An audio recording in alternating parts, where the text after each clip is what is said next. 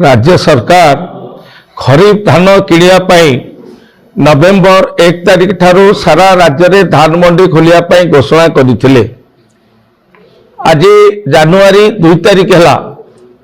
जगतसिंहपुर जिले में वर्तमान सुधा कौन धान मंडी खोला गला नहीं, जहा फल कि चाषी माने आज बाध्य होकर अभाव को पूरण करने आज धान को खोला बजार रे दलाल एवं बेपारी मान को 1400-1500 टंकार बिकिया बाध्य होती। आज आपण माने देखंतु आज धान मंडी खोली नहीं, सरकार धान किणवा आरंभ करना जगतसिंहपुर जिले में, किंतु आज जगतसिंहपुर जिलार जेते धान मिल अच्छे सबु धान मिल रे धान रे भर्ती हो गलानी।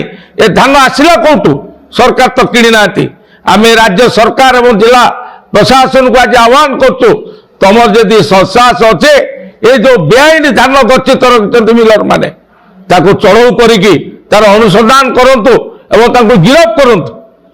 आज आमे दाबी करछु राज्य सरकार पाखरे एवं जिला प्रशासन तुरंत धान मंडी जगतसिंहपुर जिले में खोलंतु एवं केंद्रीय सरकार जो पेडी प्रोक्योरमेंट गाइडलाइन अच्छी गाइडलाइन अनुसार धान एटी किणवा आरंभ करंतु।